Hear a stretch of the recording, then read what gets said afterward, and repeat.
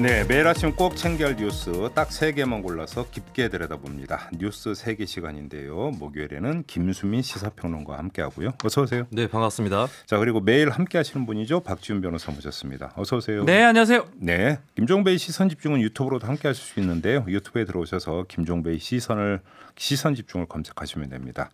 유튜브로 보시면 두 분의 씩씩한 모습도 직접 보실 수 있습니다. 자, 첫 번째 뉴스 시작을 해볼까요? 네, 신종 코로나 바이러스 소식입니다. 네. 확진 환자 중에서 최초로 입원 환자가 어제 완치가 돼서 퇴원을 하는 일이 있었지만 한편으로는 이제 확진자가 3명 늘기도 한 어제 하루였습니다. 19번 환자까지 발생을 한 것이죠. 네. 17번 환자는 지난달 싱가포르에서 컨퍼런스에 참석을 했던 38세 한국인 남성이고요. 18번 환자는 21세 한국인 여성으로 16번 환자의 딸입니다. 이 16번 환자라는 분이 이제 그 광주인가요? 병원에서 네. 계속 이제 치료를 받다가 안 돼서 전남대 병원 가서야 이제 확진 판정을 받았던 그분이죠. 그렇습니다. 예, 예. 그리고 19번 환자는 36세 한국인 남성인데 바로 17번째의 그 환자와 같은 싱가포르 컨퍼런스에 참석을 했던 사람이고요. 네. 이 행사의 참석자 중에 말레이시아에서 신종 코로나 환자 판정을 받은 환자가 있었고 이거를 알게 된 19번 환자가 자가격리를 하고 있다가 국가 지정 입원 치료 병상인 서울의료원에 이제 격리 조치가 됐습니다. 지금 김수민 평론가가 전해주신 이 뉴스 짧은 뉴스에서 지금 저희가 뽑아야 되는 것만 해도 벌써 이제 두 가지가 있는 것 같습니다. 예. 첫째는 지금 중국이 아닌 다른 외국에 갔다 온 사람에게서 지금 확진자가 나왔다라고 하는 거, 그죠? 네. 이것도 이제 상당히 좀 중요한 문제 아니에요? 범위가 달라졌어요. 이제껏 중국만 대상으로 뭐 하긴 했지만 네. 최대한 중국에 포인트를 맞췄는데 다른 나라, 싱가포르, 태국 이것도 문제를 삼아야 된다는 거거든요. 그러게요. 이렇게 되면 이제 선별 진료소 이런 데를 갔을 때 이제 중국을 다녀온 사람에 한해서 그러니까 증상이 있는데 중국을 다녀오지 않았다라고 한다면 사실은 검사를 안 했거든요. 뺐죠, 다. 네. 그런데 이렇게 돼버리면 이게 확대가 돼야 되는데 또 그럼 또 범위를 어디까지 해야 될 것인가라고 하는 그렇습니다. 이런 문제가 지금 당장 발생을 하는 거고. 네, 당장인 16번 환자만 해도 진료 의뢰서까지 갖고 있었는데 중국 방문 이력이 없다는 이유로 그러니까요. 네, 그렇게 판정을 받을 수 있는 기회를 놓쳤거든요. 그러니까 저희도 이제 인터뷰 때 이제 어제 인터뷰 이것도 이제 자세히 여쭤봤는데 이제 문제는 그 지금 진단 키트도 지금 많이 부족하다는 거 아닙니까? 이런 상태에서 그러니까 무한정 지금 늘릴 수도 없다라고 하는 내 어떤 거 질병관리본부에 또 이제 고민이 있는 것이고요. 네. 그리고 또 한 가지 문제가 이 18번 환자가 16번 환자 이제 그 딸. 그렇습니다. 근데 문제는 이 이제 그 모녀지간인데 감염이 이제 어디서 만약에 이게 병원 그러니까 입원한 상태에서 이 딸이 엄마를 이제 간병을 했다라는 거잖아요. 근데 만약에 병원에서 감염이 이루어진 거라고 한다면 우리가 당장 떠오르는 게 뭡니까? 메르스 때 병원 한 군데 그냥 뭐 서울병원이었나요? 그러니까요. 예. 이건 그래서 정밀 역학 조사가 좀 반드시 필요한 부분이 거기가 아니에요. 200명이 넘는다 그러거든요, 지금. 그러니까요. 광주의 한 병원에. 네. 16번 환자랑 18번 환자 네. 모녀지간인데 태국 여행을 갔다 왔거든요. 둘이 같이 갔다 왔죠. 그래서 태국에서 감염되었는지 그러니까 아니면 바로 갔다 와서 병원에 감염되었는지 이게 여행- 굉장히 가리기 불확실한 바로 거죠. 그거죠. 여행 과정에서는 감염이 된 거냐, 병원에서냐, 사실은. 근데 이걸 확인하기가 너무 힘들 텐데요, 아마. 그렇습니다. 그렇지 않습니까? 체크해야 될 것이 한두 가지가 너무 아닐 많아요. 것이고. 그렇죠. 이게 그러니까 이렇게 되면 시점을 갈라야 된다. 감염됐던 시점을 갈라야 된다는 이야기인데 이게 그 현실적으로 가능한 이야기인가? 쉽지 않을 것 같은데. 역학조사에 한계점 아닌가 싶기도 합니다. 네. 태국에서의 동선까지 추적을 해서 태국 현지에서 또 감염된 사람이 있는지 이런 것까지 알아봐야 될 수도 있겠죠. 그러니까요. 지금 그 아무튼 질병관리본부 지금 뭐 말 그대로 지금 그 사투를 하는 정말 그 제가 볼 때는 이제 그 피로라고 할까 이런 것들이 이제 거의 임계점에 와 있는 정말 맞습니다. 힘들게 이제 너무 힘듭니다. 그렇죠. 진짜로. 사투를 벌이고 있는 이런 상황인데요. 어떻게 좀 힘을 보탤 수 있는 방법도 좀 찾아봐야 되지 않을까 싶은 생각도 좀 들고요. 이 얘기를 뭐 맞는지는 모르겠지만 너무 막 언론에서 많이 얘기를 합니다. 뭐 저희도 마찬가지긴 하지만 네. 근데 사실 이렇게 노력하시는 분들한테 뭔가 도움이 될 만한 그런 게 좀 있어야 되는데 그거는 좀 부족하고 네. 좀 뭐 공포 가문들이 많이 좀 되는 게 좀 아쉬움이 좀 있습니다. 그러니까 뭐 지금 뭐 보도 나오는 것도 역학조사관도 말 그대로 태부족이다 이런 이야기 네. 좀 나오고 있는 건데요. 이제 걱정은 걱정대로 해야 되고 경계는 경계대로 해야 되는 거고 또 그런 점에서 또 힘을 모을 건 또 모으고 이렇게 해야 되는 게 아닌가 싶은 생각이 좀 듭니다. 자, 알겠습니다. 자, 두 번째 뉴스로 넘어가죠. 네, 자유한국당이 어제 공천관리위원회 회의를 열었는데요. 황교안 대표의 종로 출마 여부가 아직도 불투명한 상태입니다. 추가 논의를 거쳐서 홍준표 전 대표, 김병준 전 비상대책위원장, 김태호 전 경남지사 등 대선 주자급 인사 배치를 일괄적으로 발표를 할 방침이고요. 네. 현재 황교안 대표 입장은 종로 출마에 부정적인 것으로 알려져 있고 김용호 공관위원장 등도 이낙연 프레임에 말려들 수 있기 때문에 다른 지역으로 출마시키자 이런 쪽으로 가닥이 잡히고 있어서 사실상 거의 불발됐다라는 관측도 나오고 있습니다. 그러나 한편으로 김병준 전 비대위원장이나 홍정욱 전 의원, 전의경 의원 등의 종로 출마설도 부상을 하고 있죠. 그러니까 눈길을 끄는 게 자유한국당 공천관리위원 중에 한 사람인 이석연 전 법제처장이 네. 오늘 경향신문과 그 또 한 신문 인터뷰를 한 거 혹시 보셨습니까? 네. 그 인터뷰를 보면 아주 그 직격을 했더라고요. 지금 공천관리위원회 분위기 이런 것들을 정하면서 이건 황교안 일병구하기 아니냐. 라고 이제 그 직격을 했는데 저는 이 인터뷰를 보면서 지금 공천관리위원회에서 이야기가 어떻게 진행이 되고 있는지 대충 분위기는 감지가 되는 것 같다. 네. 사실은 공천관리위원이 밖에 나와가지고 언론 앞에서 공천과 관련된 이야기를 직접적으로 그것도 하기가 쉽지 않아요, 사실은. 거의 직격성 인터뷰를 한다라고 하는 것은 사실은 되게 이례적인 현상이거든요. 이 이야기는 무슨 이야기냐면 공천관리위원회 안에서의 논의에 뭔가 그렇죠. 불만이 있거나 예. 그러니까 또 문제의식이 상당히 심하지 않은 경우는 이런 경우는 거의 없다고 봐야 되는 거니까 네. 지금 안에서 논의가 어떻게 맞습니다. 진행되고 있는 건지는 대충은 가늠할 수 있는 거 아니냐. 결국은 좀 더 한 발만 더 나간다면 종로 공천은 아닌 것으로 지금 기울고 있는 게 같아요. 아니냐. 네. 이렇게 봐야 되는 거 아니에요? 네 가지잖아요. 종로, 불출마, 비례, 딴데 이렇거든요. 아니 근데 이제 첫째 비례는 성립이 안 되죠. 왜 그러냐면 자유한국당에서는 비례대표 후보를 안 내고 미래한국당에서만 낸다고 하니까 네. 비례 공천을 받으려면 황교안 대표가 당적을 미래한국당으로 옮겨야 되니까 대표직 사퇴하고 네. 네. 비례 출마는 그러니까 상정을 할 이유가 제가 볼 때는 없다고. 그래서 그 선택지 중에 저는 제가 계속 황교안 대표 나가기 어렵다고 계속 그 얘기를 했잖아요. 이거는 뭐 제 마음이 아니고 그러니까 종로요. 네, 네. 근데 본인 마음인 거거든요, 사실은. 그게 공천관리위원회에 반영이 되는 거 저는 생각이 들고. 네. 네, 저는 좀 지금 들어와서는 좀 반대 같아요. 계속 이러면 아주 곤란해지기 때문에 네. 결국 떠밀려서 나가는 상황도 될 수 있지 않을까. 오히려 거꾸로 보세요. 예, 제가 계속 안 된다고 얘기했다가 예.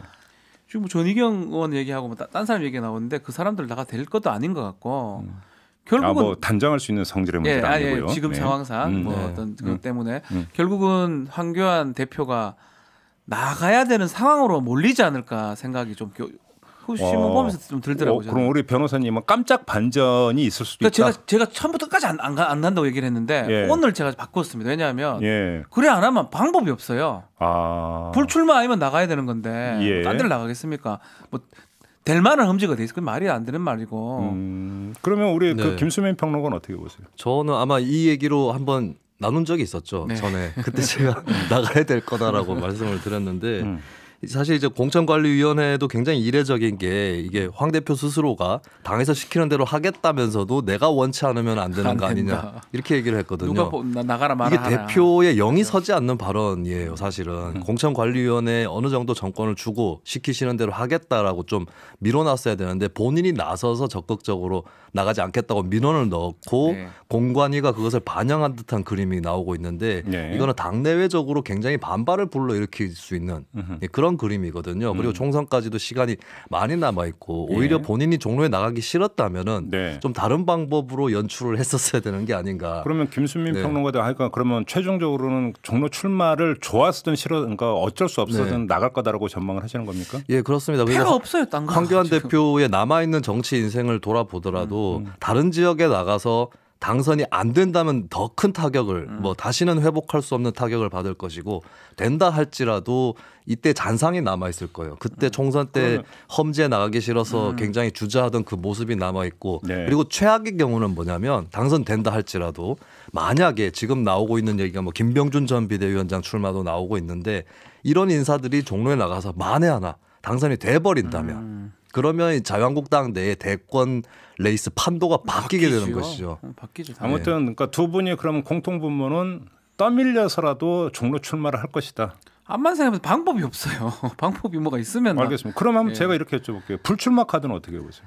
아예 불출마. 아예 그것도 제가 선택지 중에 하나 얘기를 했었는데 불출마를 하게 되면 지금도 원외인데요. 네. 원외의 힘듦을 본인이 알고 있을 겁니다. 본인 목표는 대선까지도 생각을 하고 있을 건데 네. 원외에서 될 거라고 생각 안 할 것 같아요. 그리고 뭐 총선에서 이길지 장담할 게 어쨌든 간에 원내에서 돼야 된다면 출마는 해야 되는 상황이 김순 아닌가 평론가도 생각해요. 그렇게 보세요? 예, 총선이랑 대선이랑 갭 사이에 중간에 그 기한이 별로 되지 않는다면 그렇죠. 총선은 그냥 패스하고 대선으로 바로 갑니다. 이게 어느 정도 가능할 수 있는데 시간이 총선이 끝나고 나서 대선까지도 1년이 한 넘어요. 2년 정도. 그러면 제가 한번 반론의 성격을 띠면서 이렇게 네. 반문을 한번 해볼게요. 문재인의 길이 있었습니다. 2016년 총선 때 문재인 당시 그 민주당 그러니까 대표가 불출마 선언했던 거 기억하세요? 알죠. 네. 불출마 선언을 하고 결국 호남 지역에 거의 올인하다시피 선거운동을 했거든요. 근데 물론 이제 그 뒤에 이제 바로 탄핵이 있었기 때문에 대선이 앞당겨지긴 했지만 그때 당시의 시점에서 볼 때는 대선까지는 거의 2년 가깝게 남아있던 시점이에요. 그럼 지금 두 분의 가설은 문재인의 어떤 그 경우에 대입을 하면 성립이 안 되는 가설이에요. 왜 그러냐면 네. 총선과 대선 사이에 거의 2년의 시간 격차가 있기 때문에 원외로 있는 것은 한계가 있을 것이다라고 하는 것은 그럼 문재인 당시 민주당 대표가 불출마 선언한 걸 어떻게 해석할 것이냐라고 하는 뭔가 문제에 봉착하거든요. 네. 저는 굉장히 이제 의미심장한 미소를 지으면서 반격을 하셨는데 사실은 이제 문재인 대통령 그때 이미 국회의원을 한번 했고 대선 주자도 한번 했던 상태이기 때문에 다르죠. 네. 그때 국회의원을 한 번 더 하는 게 큰 의미가 없는. 없었던 사람하고 네, 그리고 부산에 나갔을 때도 뭐 낙선 확률이 그렇게 크지 않은 상태였기 그렇죠. 때문에 그 네. 불출마가 백의종군으로 비춰질 수 있었는데 황교안 대표는 이제 원내 경험이 전무한 상태에서 불출마까지 할 수 있겠는가? 예, 그 의문이 있는 상황이 거죠. 다르다고 리더십 부분도 다르고요. 대권 후보였고. 제가 볼 때는 그 2대 1인 것 같습니다 지금. 네. 황교안의 길과 문재인 똑같이 불출마를 하더라도 다르죠 당연히. 영 다르죠. 근데 제가 볼 때는 다른 결정적인 건 그게 아니고 네. 문재인 그 당시 대표는 당내 기반이 탄탄했었고요. 그렇죠. 네. 당내 기반이 탄탄했었던 반면에 황교안 대표는 올와 나싱 상황이라는데 그러니까 결정적인 차이가 있다고 저는 보거든요. 네. 그것도 그러니까 맞습니다. 예. 그러니까 최종적으로 만약에 불출마를 어떤 선택을 하더라도 그런 차이가 있지 않을까 싶은 거고 제3의 카드인 그래서 다른 지역을 선택해서 지역구 출마하는 것은 최악의 경우다. 네. 한국당 안에서 그런 얘기는 예, 좀 한 것 맞습니다. 같아요. 네. 안 하는만 못한 결과가 될 수 있는 네. 거죠. 그러니까 이거는 별로 그러니까 안 좋아도 답이 되는 없어요. 거죠? 암만 뭐 100번 자다 일러봐도 본인도 똑같을 거 아니에요. 저도 자다 생각해봐도 네. 종로 출마밖에 답이 없는 거거든요. 그래요? 싫든 좋든 나가서 네. 저도 거기 져야지 딴 네. 데 가서 져서는 안 되고요. 제가 황교안 대표면 작년 재보선 때 창원 성산에 출마를 했을 것 같아요. 그러니까 그 지역이 쉬운 지역이 아니고 일단 돼버리면 그 다음 총선 때 또 출마해야 된다. 이게 명분이 성립할 수 생기니까. 있거든요. 박지원 의원이 이제 저희 이제 고정 출연할 때 했던 얘기가 바로 그거죠. 네.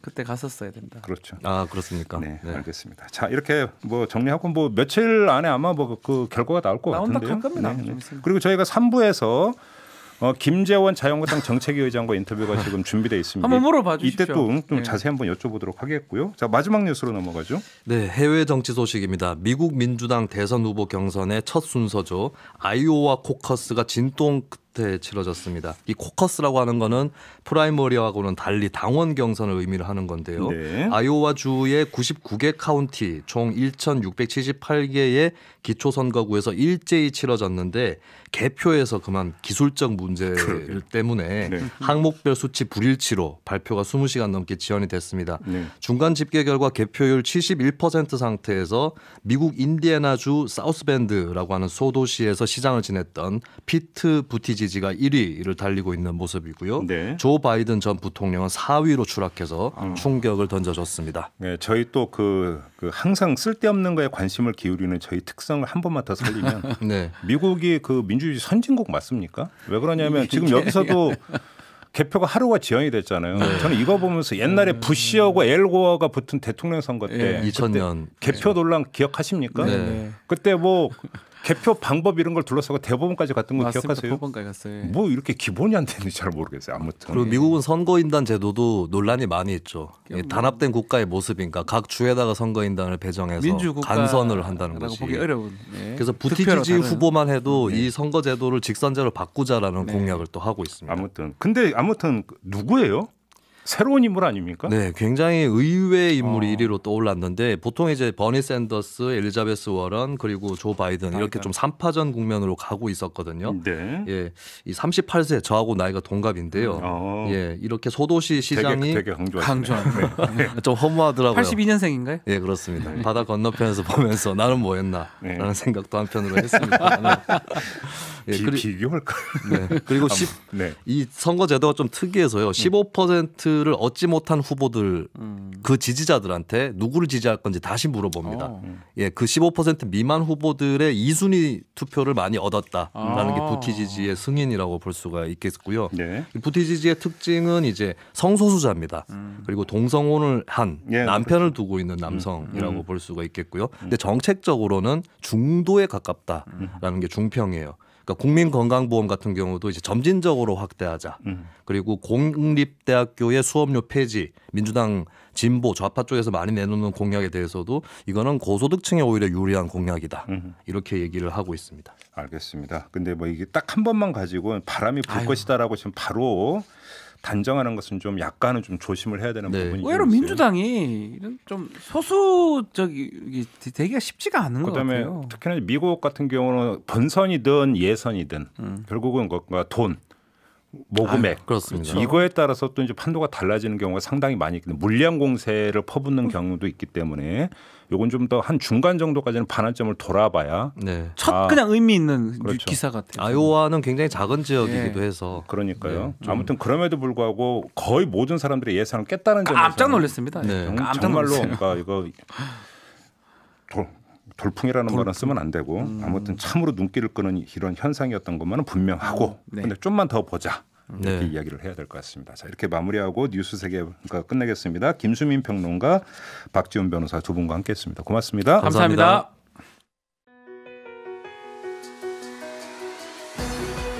이슈의 핵심을 꿰뚫는 예리한 시선, 믿고 듣는 진품 시사, 김종배 시선 집중.